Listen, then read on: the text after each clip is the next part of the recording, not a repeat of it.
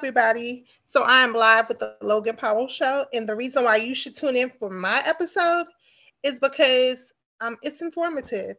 I'm letting you know what's been going on with me, things that happen out in this world, and that you can get help and you can start the healing process if you just open your mouth. So tune in and check us out. It's the Logan Power Show. Inspirational and motivational. It's the Logan Power Show. Informational to help you grow.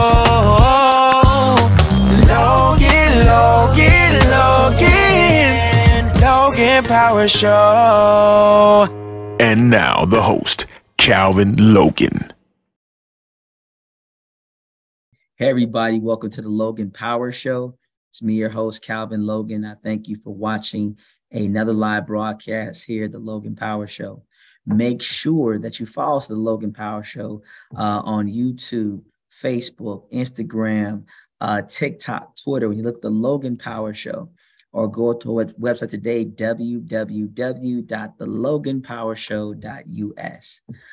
My guest for today, she wants to bring in more in depth. She's going to talk about her book, In My Pain, Strength is Not Optional. She is the one and only Mrs. Chennetta Renae. Miss Renae, how you doing today, ma'am? I'm good. How are you? Fantastic. Just to give some people some more clarity, being a book author is something huge. It's not always easy. And it takes courage to talk about either challenges you've overcome. It also takes courage to be able to talk about a testimony or just sharing some words of encouragement. First off, when did you know that being an author was something that's more of just not just a hobby, but an actual calling on your life? Honestly, I didn't. So I've always journaled my feelings. So I have journals all over the place, and I have done that since my teenage years. I shared my testimony, or at least part of it, at church.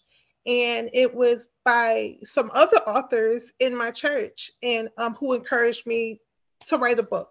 They was like, you need to put this on paper. You need to publish a book. And I was like, I don't know about that. It's like, it was one thing to kind of share it in church because that was like my safe place. But it kind of just happened. I never thought I would write a book. That just wasn't my thing. I was just like, oh, I'm going to do a podcast. And that kind of never really took shape. And so when I was encouraged to write the book by some people, that's kind of how it was birthed. Okay. Understandable. Definitely you got the words of encouragement. What came with the title? Because it's very very appealing. In My Pain, Strength is Not Optional. You hear sometimes when people are going through your pain, how can you have strength? So what led the title, and why was that so necessary for you? Well, I wrote the book long before I ever came up with the title. The title was the very last thing, and I was conflicted. What do I name this book? And what kept coming back to me was people was telling me how strong I was. I was constantly hearing from others, "You're so strong. You're strong." And I was like, to me, I wasn't that strong. But it took somebody telling me like, "You're stronger than you know." And I know people say that a lot, but it resonated, I guess, because of who it came from. And it got me to really look at my life and see, yeah, that did take some strength to share, and the courage to open up. And so that's kind of, again, how the title was birthed, because it's like all the while going through this pain, I was strong, and I maintained a level of strength that I didn't realize I had. And so it came to me one night in a dream, and I just kind of went with it. I had a list of book titles that were possible book titles, but when that one kind of came to me, I was like, okay, this is it. Okay. coming with different type of book titles, coming with things that you felt there was a necessary need, and you definitely in a dream, the vision has been given to birth. Just to sort of like, I know people want to buy the book and I don't want to give the whole details. Can you give like sort of a detail or a situation in the book that we should be getting from this to let people know, in my pain, strength is not an option? Give us sort of like a little, a little synopsis of what we should be getting from this book. Okay, well, I'm an Army veteran. And so this book is about my time in the Army and being a survivor of military sexual trauma. And so the strength came with dealing. I wasn't raped once. It started in basic training and then it proceeded throughout my military career. And so what I want people to get from this book, or the reason why you might want to buy it and be interested, is it's something that's very prevalent throughout the military, yet it's not really discussed. It's swept under the rug most of the time. And oftentimes the survivors of it, because I'm not a victim, the survivors of it are often put in a situation where they're blamed, or things from that. And so I wanted to speak not just for myself but for other women who have endured and didn't feel like they had anybody they can turn to. They couldn't get the help that was necessary, um, and through all of that, the challenges that came from it, and um, just discovering myself and that internal strength that came through dealing with the trauma of dealing with military sexual traumas. Understandable. I know that being a military veteran myself, thank you again for your service. Thank you. You as well. And speaking from a military perspective, you're supposed to be in a safe haven. It's supposed to be one of the most locked up fortresses in the world. And you're supposed to have a band and brothers together to be able to fight the enemy. Right. But when the enemy's in the camp, that sort of plagues the mind of saying, okay, why am I here? There are a lot of things we can go into dive into stories about people who have gone through sexual trauma, males and females. It goes both ways. And for those who don't know, there is studies out there that there are males and females who are definitely taken advantage of in the military by people either higher authority or people in the same level or lower level rank, depending on how the situation does occur. For you speaking out, it's not easy, because now the eye of the sky turns and it faces right smack dab at you. And you have I got to be careful how I say this, because I definitely don't want to be insensitive, but I got to be real. Yes. The units, the company, who I'm with, there's always this thing, if I tell, then the whole unit, the whole group gets affected and we lose the purpose of coming together. What made you strong enough to say, you know what, I don't believe what is being done to me is righteously done correctly, but I'm going to speak out knowing that it may not be received in a holistic way, that you say there's a problem in the camp? When did you say to yourself, enough is enough? Well, I got out the military long ago. I really just did my first enlistment, so I've been out a long time. So I didn't have to face that type of backlash. So when it happened in basic, I didn't know who to tell. Like, you're just getting there. You don't really know who your chain of command is. And all of the drill sergeants were men. So I didn't feel like I could go tell any of them, because at that time, I was like, I'm not trusting anybody. I'm violated almost as soon as I get to basic training. And then when it continued, when I got to my duty station in Fort Stewart, that was the first time where I was like, okay, I'm going to say something. I'm going to tell, because it happened by a higher up. And my commander was a female. So I was like, okay, bet, I'm going to have an ally. I'm going to have someone who helps me. And at the time, I wasn't thinking about the unit is going to turn on me. I didn't care. I just wanted help. So I told that female commander, and she basically was like, she wanted no parts. So then I really felt abandoned because I'm like, well, what good is it going to do for me to try to go to the MPs? I went to JAG, like I tried to get help, and it's just like nobody was really willing to step up. And then the last rape was by somebody of the same rank. So then they really didn't take it seriously because then, you know, they quickly go to victim blaming. So I wrote this book. I released this book earlier this year during Sexual Assault Awareness Month.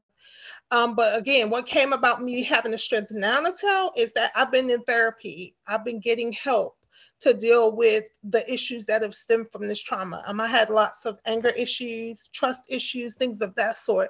And so that's what gave me the strength to speak out because I'm a mother. I have 4 children total, but I have 3 littles, 3 under the age of 10. And I saw how it was impacting my marriage, impacting me as a mother, as a sister, as a friend.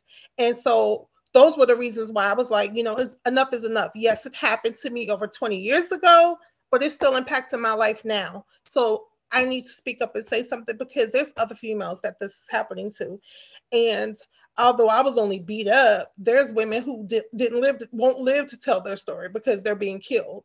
And so I drew, you know, my strength came from seeing the stories where the women didn't live, like Vanessa, and, you know, other females who were not believed and, you know, their lives are taken and they're silenced. And so I just thank God that nobody took my life, and that I'm here and I can speak about it. And hopefully it brings about some sort of change. But I feel like, you know, I'm one person that can use their voice and hopefully, you know, spark something. Because, you know, enough is enough. Nothing is really being done. And it's sad. Definitely sad. You said 20 years ago. Mm-hmm. Um, that was I joined I in joined the 2000. Army in 1996. Wow. So Wow. straight So out of like high school. it's from 96 to 2000. So a lot of things have changed over time. I know sexual harassment is one of the most triggers, and things do get red flag. Things will definitely change up for you. Uh, Based off of you leaving, transitioning out from the military, um, and now having your own family, having to a helpmate next to you, what was sort of the trusting factor going into play? Because I know a lot of people think, well, that happened some time ago. You know, that's over, you're talking about over 20 years ago, and now you want to talk. Or people say, well, that happened some time ago. Why is she speaking now? You know, that happened a time where 27 years ago, things have changed, things have evolved. How could that affect you now? You have your own family, you move on. So just 2 questions. One, um, how did your mate sort of have to make an adjustment to basically now get to sort of get that trust to you? And then how has that changed your perception when it comes to being a parent and hearing your kids as a parent now at this state of your life? So my husband, I met him, we were in the same unit. I met him while serving in the Army. And so he came into my life right in between the rapes. So after basic and before the one at my duty station. And so we were friends. I was still skeptical, you know, dealing with men. I was very cautious, but he was a friend. He was somebody who made me laugh, and um, he was one of the ones that I didn't perceive as a threat. Like there was just something about him that I knew he could be trusted. So it was a friendship before it was anything else. And so I'm not going to say he earned my trust. I'm going to say I kind of trusted him from the gate. It was something about him that I knew he could be trusted. As far as so he didn't really have to change much because, like I said, he came into my life um, after basic, and so like when we began a relationship, I told him about it, and we were in a relationship when the staff sergeant raped me. So that was kind of different because we were already together. So he didn't really have to change much for me to trust because I had already trusted him. So for the longest time, he was the only person who knew about what happened to me. Like I didn't even tell my parents until I started writing the book. So my parents had never known. So he was the only person in my life who knew all along. And as far as me being a parent, I still have trust issues. I know people say, oh, it's been 27 years to get over it. Why should I have to? Like, yes, I'm getting over it. I'm working through it, but I don't feel like anybody has the place to tell anybody how long they should deal with an issue. Everybody deals with issues differently. I found over those years, different things triggered me, and I didn't know that. So it wasn't until going to therapy that I learned coping skills, learned how to recognize the things that would trigger me and how to deal with them. So as a parent, I'm hyper vigilant. I'm very overprotective. I have 2 daughters and a son. My oldest daughter is 25. And I was very overprotective in raising her. They don't go anywhere. We don't do sleepovers unless they have a friend come to the house. Um, uh, I'm just super protective. And I told them one day they'll understand it. You know, once my daughter was of age, she understood why I was the way that I was. I feel like they're too young. Like, they know I wrote a book, but they don't know what it's about. And I did a podcast and they could hear it from the other room and they were like, what's rape? And I was like, yeah, y'all not old enough for me to explain this to you yet. But they understand, and they don't seem to be bothered by me being overprotective. My husband and I both have PTSD for different reasons. Mine from the sexual trauma, his from war. And my children are really clingy. So they like to be under me and my husband. So it's like, I don't feel like it's really impacting my children negatively, other than the fact before I got help, I was really angry. So everything, like, I'm yelling and I'm screaming about the littlest things. And I think that impacted them more than my trust factor.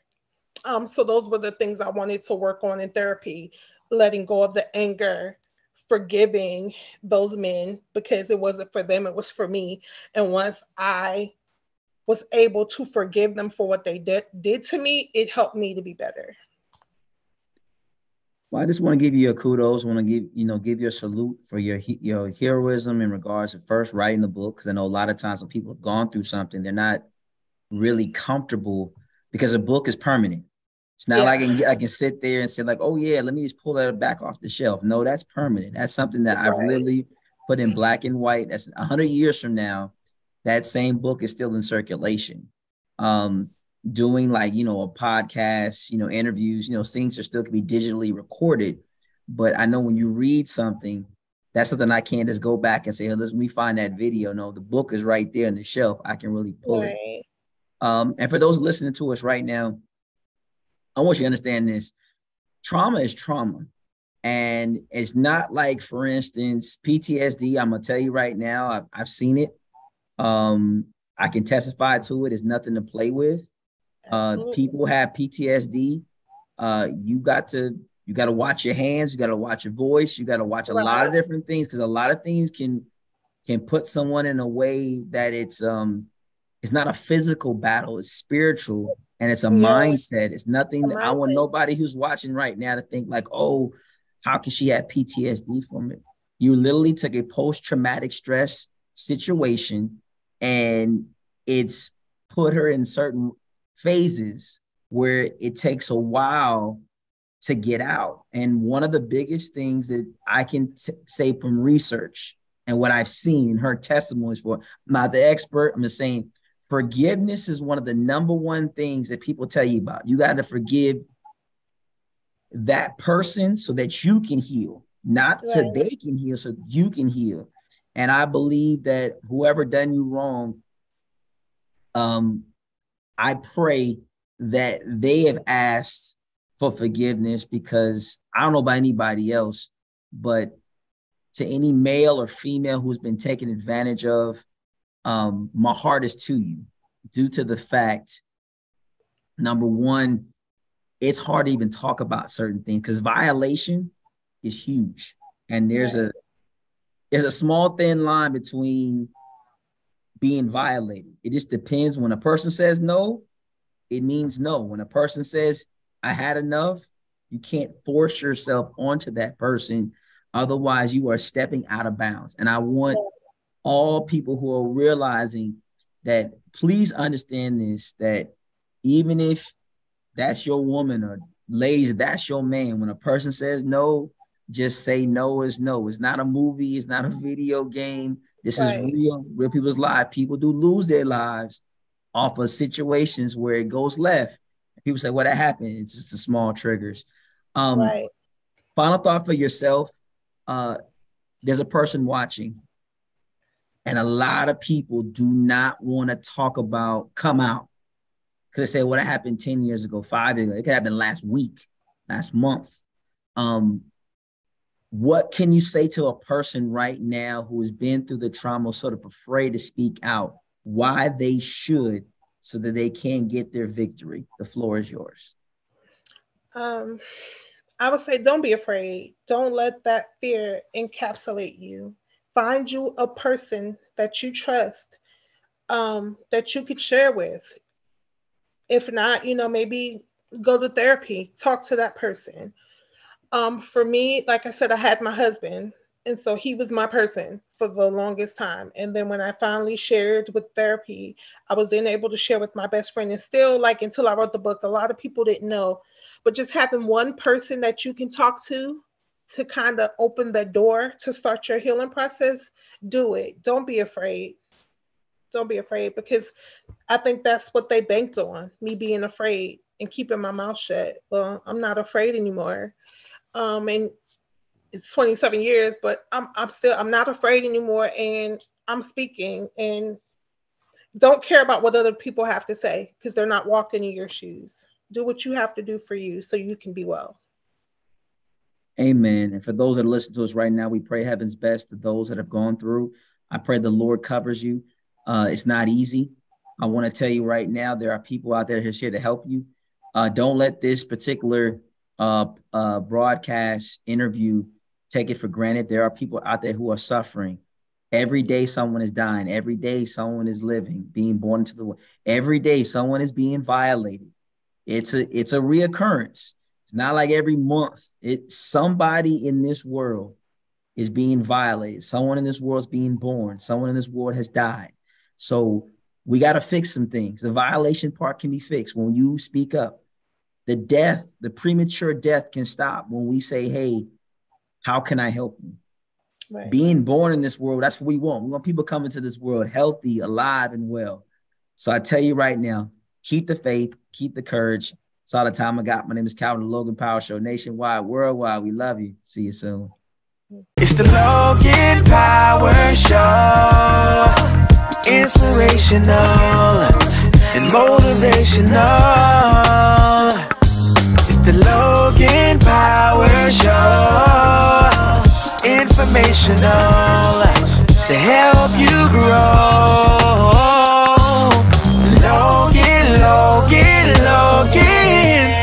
Logan Power Show.